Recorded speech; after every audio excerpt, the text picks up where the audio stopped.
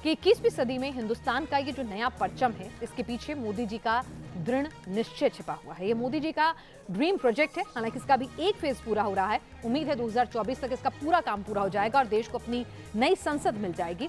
भारत की आन बान और शान का प्रतीक रहा राजपथ कर्तव्य पथ बन चुका है, जिसका सपना पीएम मोदी ने देखा और उसे साकार कर दिखाया। आइए आपको बताते हैं भारतीय लोकतंत्र के प्रति कर्तव्य पथ की खूबसूरती क्या है और कौन कौन सी इमारतों को नया रूप दिया गया है और कौन सी इमारतें हैं जिन्हें नहीं छेड़ा गया है।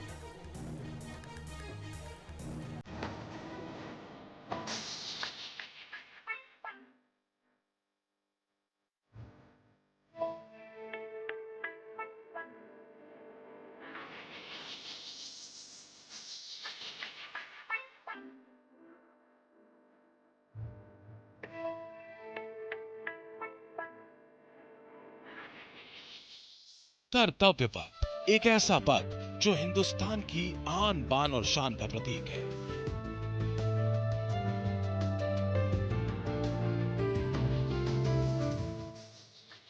पीएम मोदी का वो सपना जो आज साकार हो चुका है।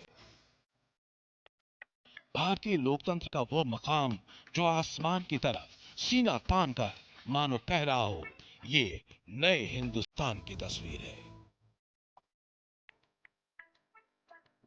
ये उस बुलंद भारत की तस्वीर है जो पूरी दुनिया पर अपनी छाप छोड़ रहा है।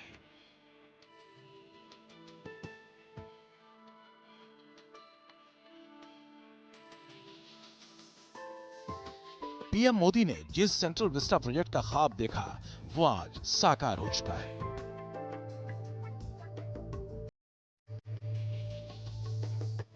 विजय चौक से लेकर इंडिया गेट तक 3 किलोमीटर लंबे कर्तव्य पथ में क्या क्या बदला, इस पूरे गलियारे को कितना खूबसूरत रूप दिया गया और कौन कौन सी इमारतें ऐसी हैं जो अपने मौजूदा स्वरूप में ही बुलंद हो रही हैं, ये जानने के लिए कर्तव्य पथ की वर्तमान तस्वीर पर नजर डालिए।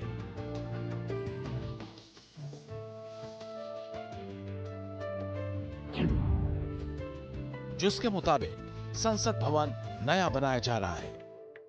केंद्रीय सचिवालय में भी बदलाव किया जा रहा है। प्रधानमंत्री आवास भी नया बनाया जा रहा है। प्रधानमंत्री कार्यालय को नए पीएमओ में बदला जा रहा है।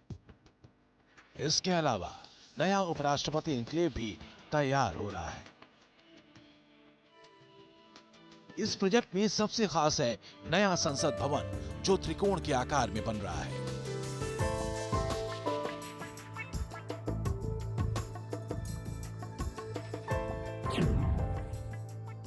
नया संसद भवन 64,500 वर्ग मीटर में फैला होगा। नए संसद भवन में 1,224 सांसदों के बैठने की व्यवस्था रहेगी। इसमें लोकसभा के 888 सांसद और राज्यसभा के 384 सांसदों तक बैठने की कैपेसिटी होगी। नए संसद भवन में हर सांसद का अपना अलग से ऑफिस भी होगा।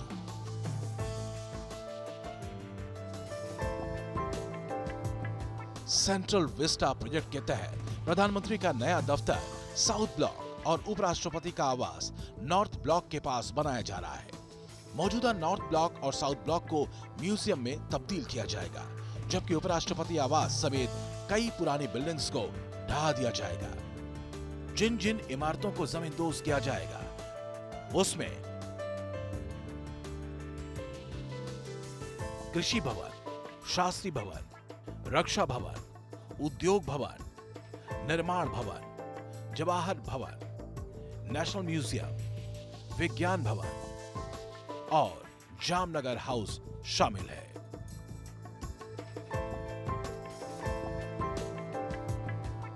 सेंट्रल विस्टा प्रोजेक्ट के तहत कुछ इमारतें ऐसी भी हैं जो पहले की ही तरह बुलंद रहेंगी।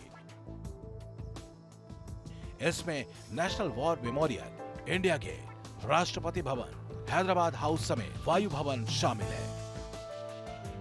अभी सारी जितने भी मंत्रालय की बिल्डिंग से दूर दूर हैं। और आपने डिज़ाइन फिलॉसफी की बात की, तो हमको लगता था इन्होंने इंटीग्रेट किया है मॉडर्न इंडियन आर्किटेक्चर को, जो भी है, और हमारा जो कल्चरल चीज़ें हैं उनको भी यहाँ पे बड़ा इंटीग्रेट करके दिखाने की कोशिश कर रहे हैं। ऐसा नहीं है कि सिर्फ इस इलाके के हुस्न को ही सजाया गया है, बल्कि यहाँ आने वाले लोगों की सुविधा का भी खास ख्याल रखा गया है। मसलन यहाँ आने वाले लोग शॉपिंग कर सकेंगे। इसके लिए 5 वेंडिंग जोन होंगे। हर जोन में 40-40 वेंडर होंगे। वेंडर छोटी छोटी बास्केट में सामान बेच सकेंगे। इस तरह से करीब 200 वेंडर्स होंगे। वहीं 8-8 दुकानों के 2 ब्लॉक भी तैयार किए गए हैं। दिल्ली टूरिज्म के सहयोग से राज्यों को ये दुकानें दी गई हैं ताकि राजधानी में प्रदेशों की झलक भी बरकरार रहे। इतना ही नहीं, वेंडिंग प्लाजा इस तरह से बनाए गए हैं कि पैदल चलने वालों को कोई परेशानी ना हो। कुल मिलाकर आम और खास सभी का इस्तेकबाल करने के लिए कर्तव्य पथ तैयार है। Team news nation.